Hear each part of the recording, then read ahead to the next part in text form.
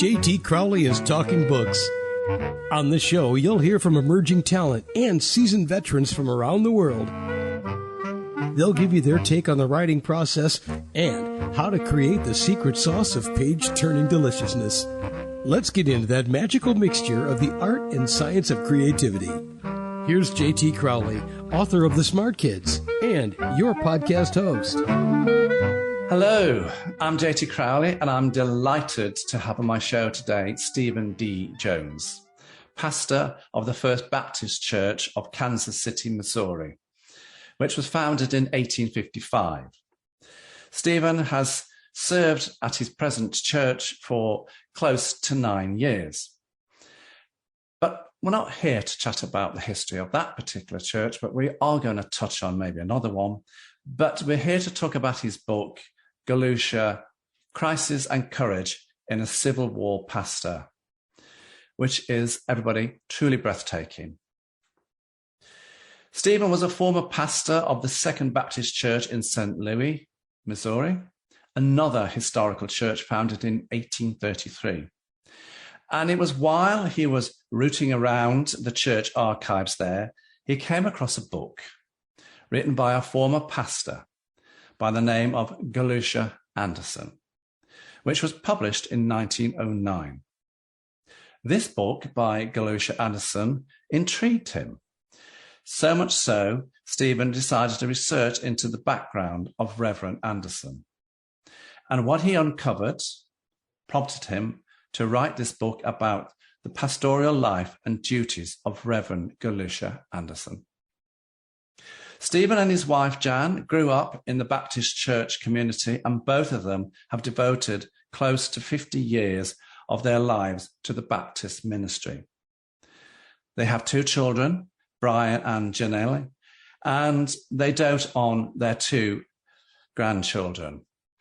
You see, everybody, with grandchildren, you can hand them back.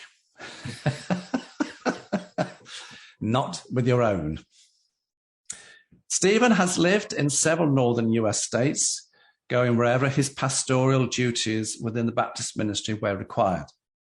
And like his predecessor, Galusha Anderson, he's passionate about racial equality for all, no matter what ethnic background they have or where their origins came from. Stephen is the author of 9 books, and the one we're going to talk about today is a biographical writing of Reverend Galusha Anderson's life and his work and how he worked in the society and the community back in the late 1950s, early 1960s. And so for Stephen, Reverend Galusha, this is someone who he considers to have played a significant but largely unknown role within the Baptist movement ministry. So a lot of the source of Stephen's book comes from Reverend Galusha Anderson's own book, A Border City During the Civil War, and a few selections from Hitherto Untold. So let's get on and ask Stephen to come onto the show to talk about his epic book, because this podcast is about him and his book, not me. Waffling on. Stephen, come and join me and talk about your book and Reverend Galusha Anderson. Thank you, John. Good to join you. You're very welcome from Kansas City. That's right. Missouri, in the United States of America, everybody. There you go. Stephen, let's just talk about Galusha Anderson to start with before we get into the book, okay? Because I think this is important. Galusha Anderson was an American theologian and university president. He was born in 1832, Bergen, New York State, and died in Wenham, Massachusetts, 1918. He was a man of great significance, as far as I can see. He graduated from University of Rochester, as well as Rochester Theological Seminary. He was, I believe, the first pastor of your church in St. Louis. And he was a professor of homiletics, and that is the art of preaching, everybody. At Newton Theological Institute, he served at various Baptist ministries across some of America's northern states. He held various professorships at several universities in spiritual departments and was president of Denison University, Granville, Ohio. A busy man, you could say. Now, I do note here, Stephen, that it's in the history of Galusha Anderson, he says he was born in Bergen, but you say he was born in Clarendon. And I know that they are just two small little towns not far apart from each other in New York City. So I thought, Anyway, so my question is, was this man a man who you feel influenced you greatly, so much so that you decided to write a book about him and his work? Sure. Well, I had never really had heard of him before I went to St. Louis. And as you say, I was, they have an archives room in a church with a lot of history, and I was going through some of that. And that's where I encountered this book that he wrote called A Border City During the Civil War. And I think many people have kind of a crucible moment in their lives where lots of things kind of, you get tested and pushed to the limit, and your true mettle comes out. And I think that's what happened during these, it really only 6 years that he served in St. Louis, but they were crucible years for Galusha, and for several reasons, personal as well as pastoral. And I was so taken by what happened to him, what happened to his family, that I read the book several times. And after I read it, what he was trying to do was to write kind of a societal history of St. Louis during the Civil War, which frankly, this many years later, some of it's interesting, some not. But I began to realize that underneath that history that he was trying to write was his own personal story. And it just kept coming out. And I don't think he intended it. I think if somebody had told him you're writing a lot about yourself, he might have edited it out. But thank goodness he didn't. And what I did was picked up all those little personal vignettes and put them together, and found that it told a very striking story, and I thought one that deserved to be told. Okay, let's have a look at the book then. Let's turn to the book.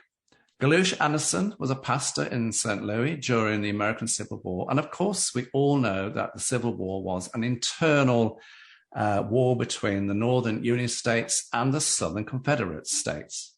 Yet parts of Missouri, in particular the city of St. Louis, managed to keep some form of equilibrium, whereby the Union and the Confederate supporters lived side by side, shopped in the same stores, and even worshipped in the same places.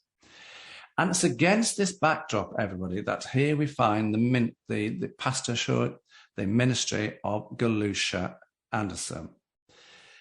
He operated in very challenging times and trying to encourage the spirituality of the community and keeping a balance at the same time.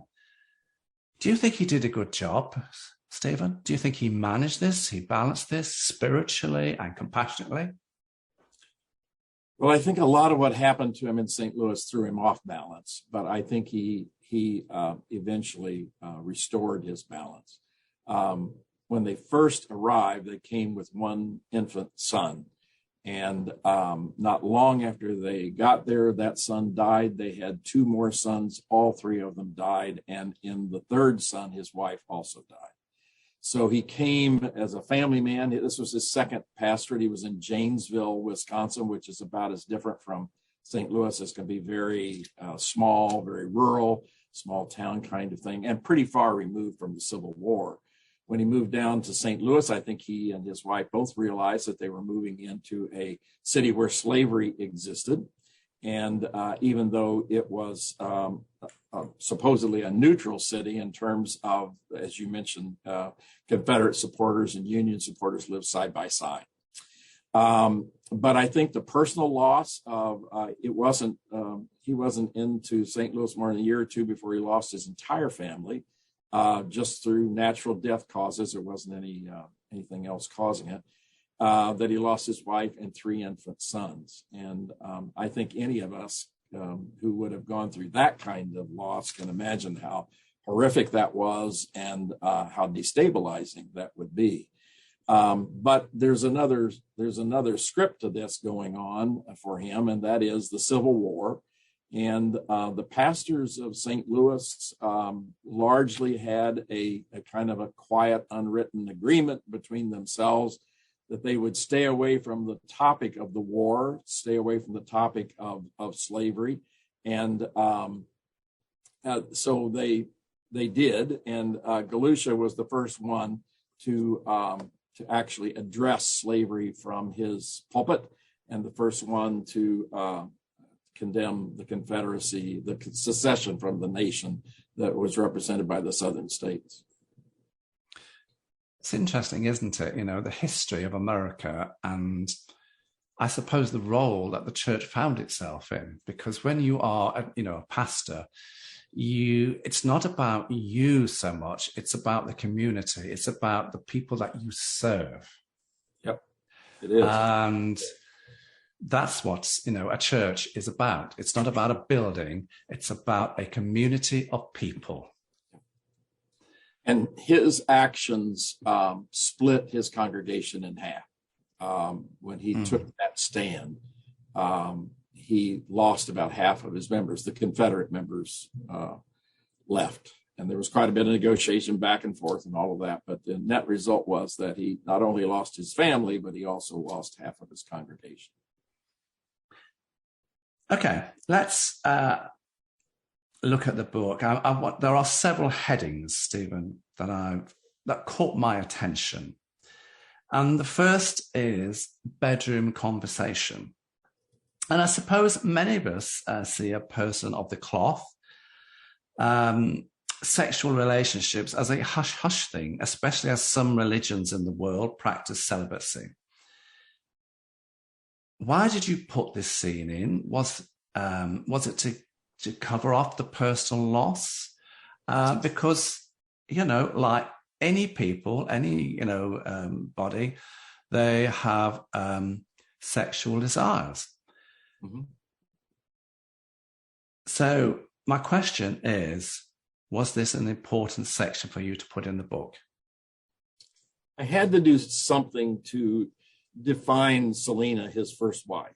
And because the losses of her their three infant sons hit them both really very seriously. And she was in such weak emotional and spiritual and physical condition by the time they had their third son, she couldn't survive the childbirth.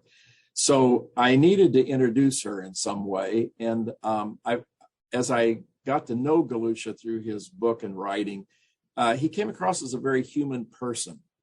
I think his wife was a little bit more wound tight and much more formal. And I just wanted to put their two personalities side by side because they were getting ready. I handled the death of their sons and her death very early in the book. And I just felt like I couldn't do that if I didn't introduce who Selena was. And so I thought they're different people. I think he was a more human and relaxed person. She a little bit more formal and wound tight. And I would suspect that meant that they went through the grief of their first and second son in very different ways. And very often, pastors and priests and religious people find that they soak up all their community's issues and problems, and yet the community very often doesn't see that the pastors, the ministers, the deacons, that are going through issues as well. Right. And that's why I wanted to bring this in. Right. It's very challenging as a pastor to share your struggles, your weaknesses, your failures, and expect that all members of your congregation, some will be able to handle that very well, but can you expect all of them to be able to do that? And I went through a challenging time in my life, and I know how hard it is to, allow your congregation to be a part of that process. He did. He first thought he maybe should just leave St. Louis since he'd lost so much and was so in such pain that he didn't even know how to